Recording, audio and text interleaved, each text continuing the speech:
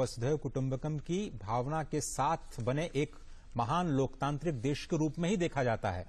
भारत की संस्कृति और योग और जो उसकी कलाएं हैं वो उसकी आत्मा है, उसका मूल है। और उसके साथ में जब विदेशी पर्यटकों, मेहमानों को या फिर जो राष्ट्राध्यक्ष है उनको ये स्पष्ट तौर पर दिखाई देगा कि भारत वो कहता भी है,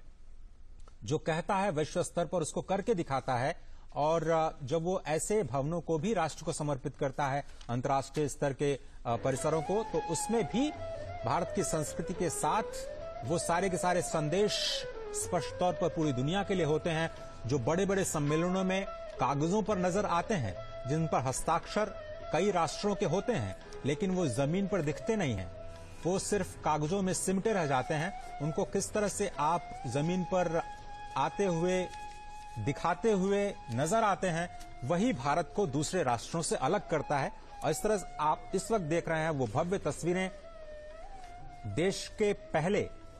international convention and exhibition centre की आईटीपीओ कॉम्प्लेक्स है। प्रधानमंत्री नरेंद्र मोदी ने पूजा अर्चना की, श्रमजीवियों का अभिवादन किया, श्रमजीवियों का सम्मान किया और प्रगति मैदान में नए आईटीपीओ कॉम्प्लेक्स के पूजन कार्यक्रम में शामिल हुए प्रधानमंत्री नरेंद्र मोदी। और निश्चित तौर से वैदिक परंपरा के साथ मंत्रोच्चार के बीच राष्ट्र निर्माण के संकल्प को और ज्यादा मजबूत और प्रगाढ़ करते हुए प्रधानमंत्री नरेंद्र मोदी ने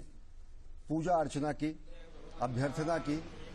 राष्ट्र निर्माण के संकल्प को और प्रगाढ़ किया। प्रगति मैदान के नए आईटीपीओ कॉम्प्लेक्स के international exhibition cum convention centre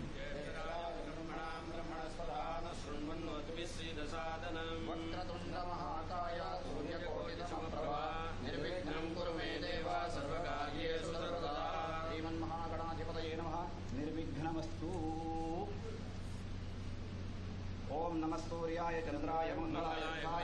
गुरुशुक्रशनिभ्यश्चरायां पुण्यायां शुभपुण्यमहातिथौ अस्य यजमानस्य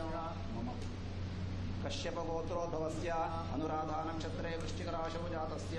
नरेन्द्रदामोदरनामधेयस्य आयुरारोग्य ऐश्वर्याभिवृद्धि। तो जिस तरह से आप देख रहे हैं कि ये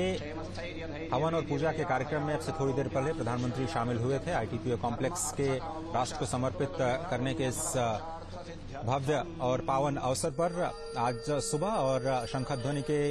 बीच ये जो हवन का कार्यक्रम, एक बार फिर से आपको बताएं कि पंचभूत, पंच महाभूत और पंच प्रकृति के प्रति हमारे समर्पण को दिखाता हुआ ये पूरी की पूरी जो प्रक्रिया है वो आपकी स्क्रीन पर नजर आ रही है। और हम लगातार आपको बता रहे हैं कि ये पूरा का पूरा कॉम्प्लेक्स भारत के प्रगति की एक नए अध्याय के तौर पर इसको देखा जाएगा, क्योंकि पहली बार भारत तैयार हुआ है अंतर्राष्ट्रीय स्तर के शिखर सम्मेलनों के लिए। और इसका पहला पड़ाव हम सितंबर में ही देखेंगे, जब ये G20 के शिखर सम्मेलन का यहां पर शुभारंभ किया जाएगा। और 20 देशों के राष्ट्राध्यक्षों के साथ साथ कई देशों के इनवाइटीज यहां पर आएंगे। आपको पता है कि G20 के अभी तक 200 से ज्यादा बैठकें पूरे देश में 50 शहरों में हो चुकी हैं, लगातार हो भी रही हैं। और 110 देशों से ज्यादा प्रतिनिधि अभी तक इस G20 सम्मेलन का हिस्सा बन चुके हैं। अलग अलग वर्किंग ग्रुप की बैठकों में जो डेलीगेशंस हैं वो अपनी शिरकत कर चुके हैं। और भारत के सांस्कृतिक पक्ष से वो लगातार देश के अलग अलग हिस्सों से परिचित भी होते रहे हैं। लेकिन जब शिखर सम्मेलन में वो नई दिल्ली में सितंबर में इस परिसर में आएंगे तो उन्हें एक नया अनुभव होगा, वैश्विक स्तर का अनुभव होगा। और वो सारी अत्याधुनिक तकनीक, चाहे वो 5G वाईफाई सिस्टम्स की बात करें या फिर आप world class data communication centre की बात करें, ट्रांसलेशन फैसिलिटी के साथ 16 भाषाओं से ज्यादा अनुवादक का जो क्षमता कही जा रही है उसकी बात करें, उसके लिहाज से ये पूरा का पूरा कॉम्प्लेक्स अंतर्राष्ट्रीय स्तर का होने जा रहा है। और जिस तरह से हम बार बार बता रहे हैं कि ये मीटिंग इंसेंटिव कॉन्फ्रेंस एग्जीबिशन, जो कि भारत में 10% की दर से लगातार ये पूरा का पूरा टूरिज्म का सेक्टर बढ़ने जा रहा है, वो भारत में निवेश को लेकर के, भारत में आर्थिक प्रगति को लेकर के भी एक बड़ा योगदान